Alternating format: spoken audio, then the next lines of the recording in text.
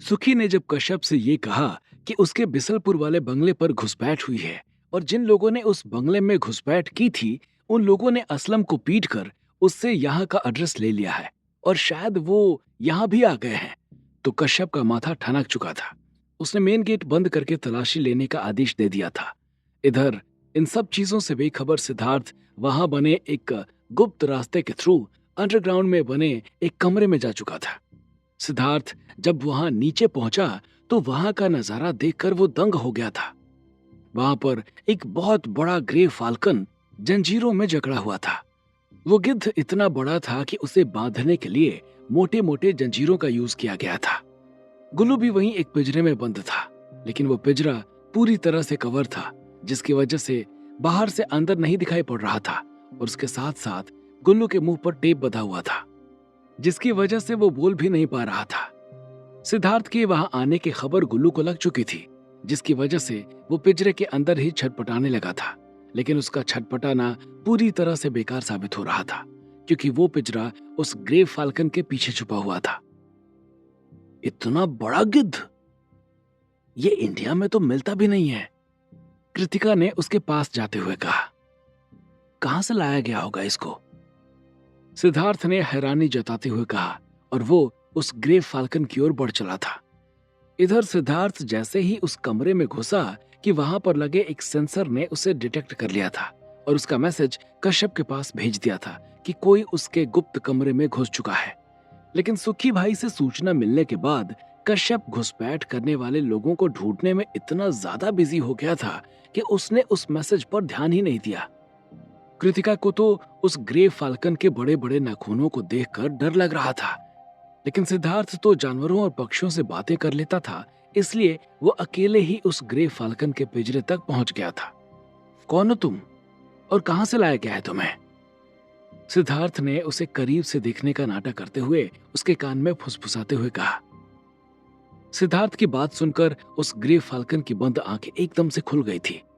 उसकी लाल अंगारों के जैसी आंखें देखकर कृतिका की तो चीख निकल गई थी और उसके साथ साथ सिद्धार्थ भी अंदर तक सिहर गया था। तुम मुझसे बातें कर सकते हो?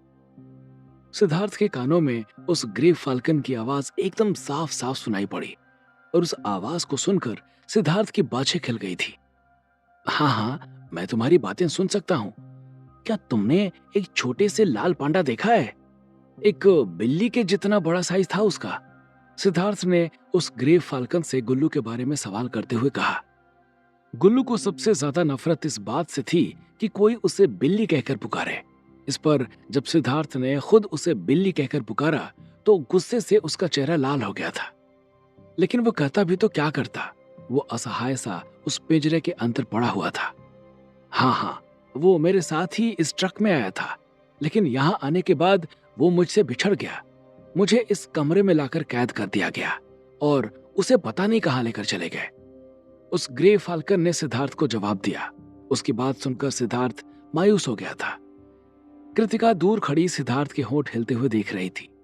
गुरबचन की तरह अब उसे भी सिद्धार्थ के ऊपर शक होने लगा था। उस ग्रे फाल्कन की बात सुनने के बाद सिद्धार्थ वहां से वापस लौट पड़ा था, लेकिन जैसे ही सिद्धार्थ ने वापस लौटने के लिए कदम बढ़ाया कि तभी उसके कानों में ग्रे फाल्कन की आवाज सुनाई पड़ी। आप कहां जा रहे हैं? मुझे भी छुड़वा दीजिए, वरना ये लोग मेरे लाल मांस के लिए मुझे मार देंगे। सिद्धार्थ से निवेदन करते वक्त उस ग्रे फाल्कन की आवाज में बहुत दर्द सुनाई दे रहा था। उसका दर्द सुनकर सिद्धार्थ का दिल पिघल गया था। सुखी को लगता था कि ग्रे फाल्कन का मांस खाने से मर्दानगी बढ़ती है, इसलिए उसने इस ग्रे फाल्कन को कैद किया था। मैं तुम्हें छुड़ाने जरूर आऊंगा। मैं तुमसे वादा करता हूं कि मैं तुम्हें कुछ नहीं होने दूंगा। पहले मैं अपने छोटे भाई को ढूंढ लूं। सिद्धार्थ ने ग्रे फाल्कन को जवाब दिया और वहां से कृतिका की ओर चल पड़ा था, जो अभी भी सशंकित निगाहों से सिद्धार्थ को देखे जा रही थी।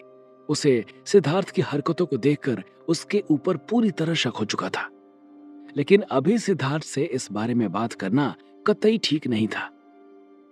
सिद्धार्थ उस ग्रे फाल्कन को इसी वक्त छुड़ाना चाहता था, क्योंकि बिना गुल्लू के सिद्धार्थ को ऐसा लग रहा था कि शायद उसकी शक्तियां ठीक से काम ना करें, इसलिए वो गुल्लू को ढूंढे बिना उनसे पंगा नहीं लेना चाहता था।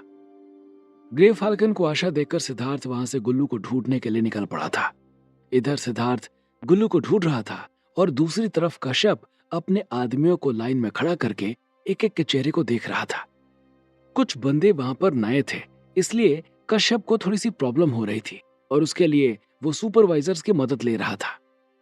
जब कश्यप ने सबकी गिनती कर ली तो पता चला कि वहां से 3 लोग गायब थे।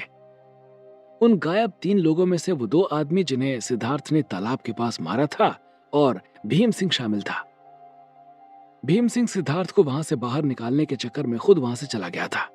वो जानता था कि ऐसा करके वो अपने आप को खतरे में डाल रहा है, लेकिन उसने फिर भी ऐसा किया था। भीम सिंह को वहां ना पाकर कश्यप का शक उसी के ऊपर गहरा गया था। उसने अपने एक बंदे को आवाज दी। वो बंदा कश्यप के नए भर्ती होने वाले वर्कर्स की जानकारी रखता था। आज कितनी नई भर्ती हुई थी? कश्यप ने उसकी ओर देखते हुए सवाल किया। एक भी नहीं, उस आदमी ने जवाब दिया और उसका जवाब सुनकर कश्यप का भीम सिंह के ऊपर जो शक था वो यकीन में बदल गया था। वो समझ चुका था कि हो ना हो भीम सिंह ने ही उस घुसपैठिए को अंदर आने में मदद की है और हो सकता है वो अभी उन्हीं के साथ हो। चूंकि जो लोग गायब थे वो भी भीम सिंह के ही ग्रुप के थे और उसके साथ साथ अभी कुछ देर पहले भीम सिंह ने ही कश्यप को सिद्धार्थ और कृतिका के बारे में बताते हुए कहा था कि ये नई भर्ती है, इसलिए कश्यप का भीम सिंह के ऊपर शक होना लाजमी था। कश्यप भीम सिंह को ढूंढ रहा था, भीम सिंह सिद्धार्थ को ढूंढ रहा था और सिद्धार्थ गुल्लू को ढूंढ रहा था। और इन सब से 25 लाख प्रकाश वर्ष दूर इंद्रनगर राजमहल के अंदर सब अपने मन के अंदर शांति ढूंढ रहे थे। जब से युवराज परमदेव को यह पता चला था कि इंद्रनगर को बचाने के लिए अब मात्र कुछ महीने ही बचे हैं, तब से उनके मन की शांति गायब हो चुकी थी। न सिर्फ युवराज परमदेव अपितु उनके समेत समस्त राजकुटुंब, राज्य से संबंध रखने वाले कबीलों और उसके साथ साथ इंद्रनगर की समस्त जनता की नींद और सुकून गायब हो चुका था। हालांकि उनके पास अपने पड़ोसी राज्यों के सामने घुटने टेक कर अपने आप को बचाने का विकल्प था, लेकिन ऐसा करना मृत्यु से भी बदतर था, क्योंकि हमारी पृथ्वी की तरह इंद्रनगर में भी अपनी जान बचाने के लिए दुश्मन के सामने घुटने टेक देना तौहीन समझा जाता था। ये बात पता चलने के बाद युवराज रुद्रदेव भी बहुत ज्यादा परेशान थे और अपने कमरे में टहल रहे थे। उनके लिए सबसे ज्यादा दिक्कत इस बात की थी कि वो खुद कुछ कर नहीं सकते थे, क्योंकि उन्होंने सत्ता की चाबी युवराज परमदेव के हवाले कर दी थी। जब युवराज रुद्रदेव ने मणि अस्त्र धारण करते हुए युवराज परमदेव को राज्य का अगला राजा बनाया था, उस समय युवराज परमदेव को लगा था कि अब वो सत्ता का सुख आराम से भोगेंगे, क्योंकि अगर पारद ना भी मिलता तो युवराज रुद्रदेव के प्राण खींचकर नया ऊर्जा स्रोत तैयार किया जाना था।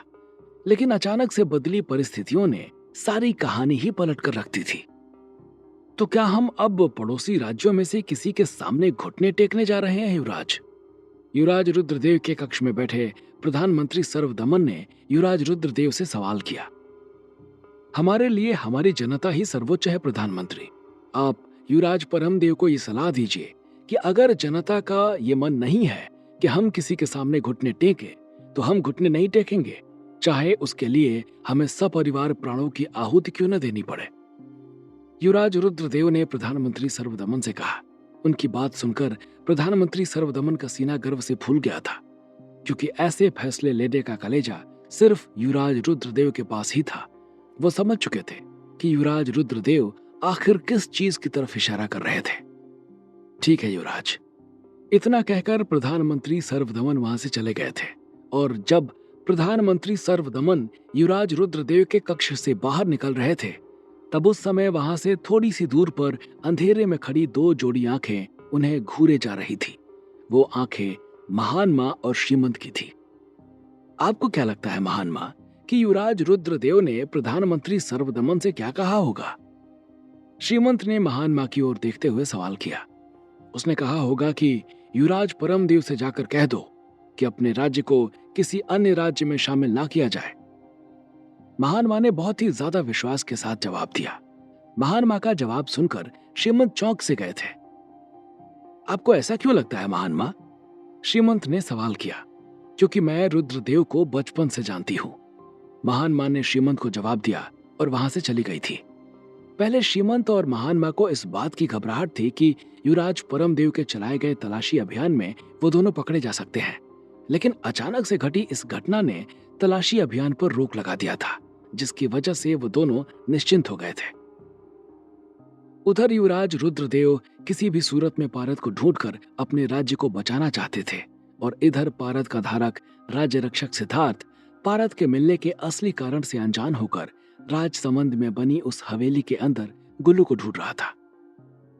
जब सारे कमरों की तलाशी लेने के बाद सिद्धार्थ को गुल्लू कहीं नहीं मिला तो वो मायूस हो गया था। वह भी वहां से बाहर निकलने जा रहा था कि तभी उसे याद आया कि उसने ग्रे फाल्कन को छुड़ाने का वादा किया है, और इसलिए वो फिर से उस भूमिगत कमरे की तरफ बढ़ गया था। लेकिन अब की बार जैसे ही सिद्धार्थ ने उस कमरे में एंट्री की कि सेंसर ने फिर से वहां हलचल डिटेक्ट करके कश्यप को मैसेज भेज दिया था, और इत्तेफाक से अब की बार फोन कश्यप के हाथों में ही था। और उसने जैसे ही वो मैसेज देखा, उसके चेहरे पर गुस्सा और खुशी का मिश्रण फैल गया था। वो समझ चुका था कि जिन्हें वो ढूंढ रहे हैं वो लोग उसी कमरे में हैं। उसने अपने 3-4 सबसे तगड़े बंदों को बुलाया जो बहुत ही ताकतवर और प्रशिक्षित थे, और उन्हें साथ लेकर कश्यप उस कमरे की तरफ बढ़ चला था। इधर कश्यप अपने साथियों के साथ तेजी से उस कमरे की ओर बढ़ रहा था, और उधर अपने ऊपर आने वाले खतरे से अनजान सिद्धार्थ उस ग्रे फाल्कन के पैरों में बंधी जंजीरों को खोलने का प्रयास कर रहा था। लेकिन वो सफल नहीं हो पा रहा था कि तभी उसकी निगाह वहां रखे एक लोहे के बॉक्स पर गई, और उसने उस बॉक्स से ग्रे फाल्कन के पैरों में बंधी जंजीरों को तोड़ने का सोचा। विदित हो, ये वही बॉक्स था जिस बॉक्स के अंदर कश्यप ने गुल्लू को कैद करके रखा था। सिद्धार्थ के हाथ तेजी से उस बॉक्स की ओर बढ़ चले थे, और उस बॉक्स के अंदर कैद गुल्लू सिद्धार्थ के हाथों को अपनी ओर आता हुआ देख रहा था। उसके चेहरे पर खुशी फैलती जा रही थी। क्या सिद्धार्थ को पता लग जाएगा कि गुल्लू उसी बॉक्स के अंदर है, या फिर उससे पहले ही हो जाएगा कश्यप का हमला? और आखिर क्या कहा था युवराज रुद्रदेव ने प्रधानमंत्री सर्वदमन से? क्या है उनके सपरिवार प्राणों की आहुति देने के पीछे का सच? और कैसे मालूम है महान माँ को युवराज रुद्रदेव की हर एक बात? क्या होंगे इन सभी सवालों के जवाब? हमें कमेंट करके जरूर बताएं। और आगे की कहानी जानने के लिए सुनते रहिए भूमिपुत्र, सिर्फ पॉकेट एफएम पर।